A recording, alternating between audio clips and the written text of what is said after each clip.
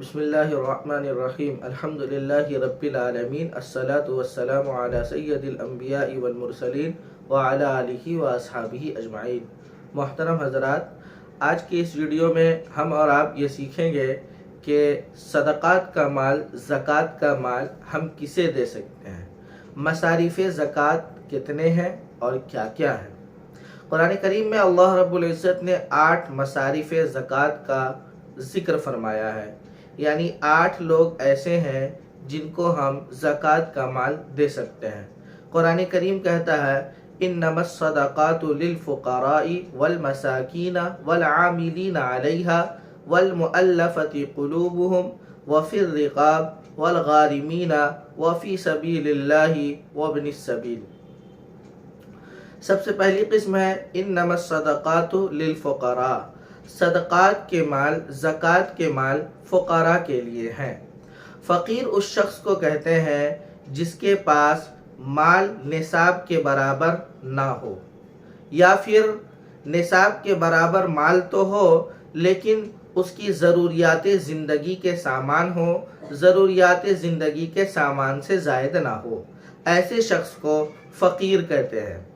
دوسری قسم والمساکین، مسکین اس شخص کو کہتے ہیں جس کے پاس کچھ بھی نہ ہو، یہاں تک کہ وہ کھانے اور پہننے کے لیے بھی محتاج ہو، ایسے شخص کو بھی زکوٰۃ دیا جا سکتا ہے۔ والعاملین علیہا، یہ تیسرا مصرف ہے۔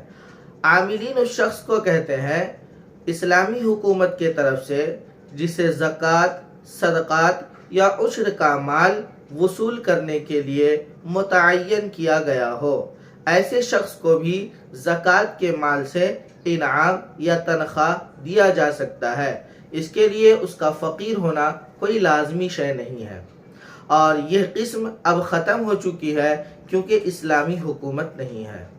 چوتھی قسم ہے والمؤلفۃ قلوبہم، دلوں کو نرم کرنے کے لیے۔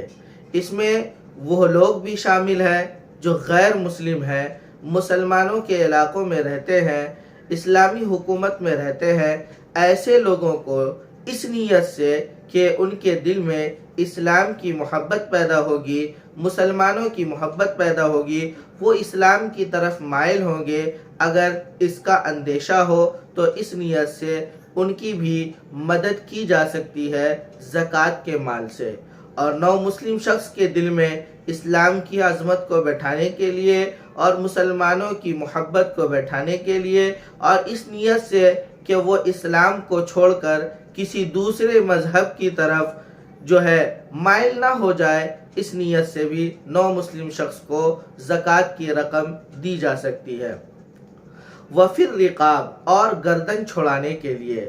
رقاب، گردن چھڑانا، یعنی اگر کوئی شخص غلام ہے اور اس کے مالک نے اسے یہ کہا ہے کہ تم مجھے اتنا رقم لا کر دے دو میں تمہیں آزاد کر دوں گا، تو اس شخص کی مدد بھی زکوٰۃ کی رقم سے کیا جا سکتا ہے۔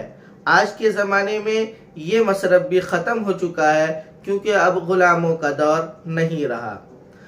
والغارمین، غارمین یعنی مقروض شخص کو قرض کی ادائیگی کے لیے زکوٰۃ کا رقم دیا جا سکتا ہے۔ اب اس کی 2 صورت ہوگی۔ ایک صورت تو یہ ہوگی کہ وہ شخص کے پاس کچھ بھی مال نہ ہوگا اور وہ پہلے سے مقروض بھی ہوگا، تو اس شخص کو قرض ادا کرنے کے لیے زکوٰۃ کا رقم دیا جا سکتا ہے۔ دوسری صورت یہ ہوگی کہ وہ شخص صاحب نصاب ہوگا لیکن اس کے اوپر اتنا قرض ہوگا کہ اگر وہ قرض کو ادا کر دے تو صاحب نصاب باقی نہیں رہے گا، ایسے شخص کو بھی زکوٰۃ کے رقم سے مدد کیا جا سکتا ہے۔ آگے ہے وفی سبیل اللہ، یہ 7ویں قسم ہے۔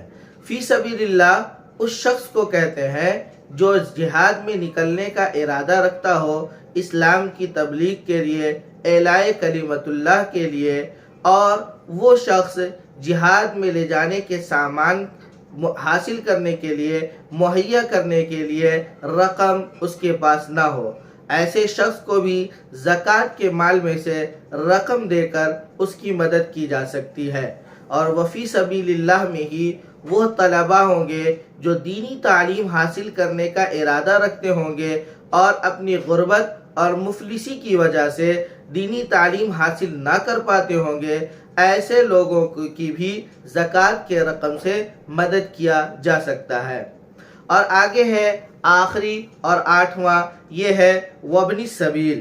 وابن السبیل اس شخص کو کہتے ہیں جو مسافر ہو اور اس کے وطن میں نصاب کے برابر مال بھی موجود ہو، وہ اپنے وطن میں صاحب نصاب ہو لیکن کسی مجبوری کی وجہ سے وہ کہیں پھنس گیا ہو، مسافر ہو، اپنے گھر تک پہنچنے کی طاقت نہ رکھتا ہو، تو ایسے شخص کو بھی زکوٰۃ کے رقم سے مدد کر کے اس کے گھر پہنچنے تک جو ہے بندوبست کیا جا سکتا ہے۔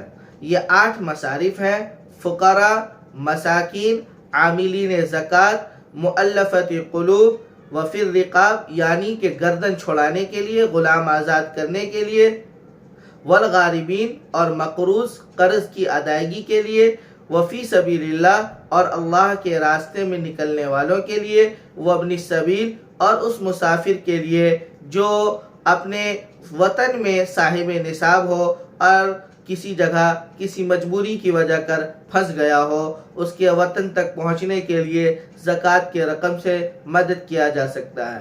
یہ 8 مصارف ہیں جس میں ہم زکوٰۃ دے سکتے ہیں۔ اب زکوٰۃ دیتے وقت ہم دیکھیں گے کہ اپنے رشتہ دار میں کون لوگ ان 8 قسموں میں آتے ہیں، ہمارے آس پڑوس میں کون لوگ ان 8 قسموں میں آتے ہیں، ہمارے جاننے والوں میں کون لوگ ان 8 قسموں میں آتے ہیں، اور اس کے بعد ہم زکوٰۃ کا مال اس شخص کو دیں گے۔